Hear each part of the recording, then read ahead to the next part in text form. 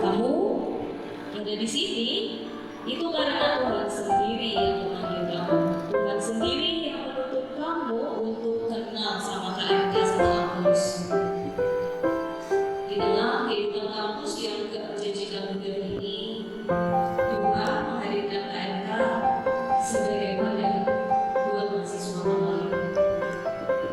Kita patut bersyukur karena gak semua kampus negeri punya wadah khusus buat membantu mahasiswa lain berkembang secara spiritualitas maupun hidup.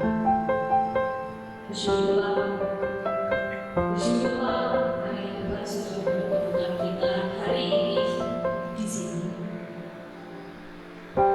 KMK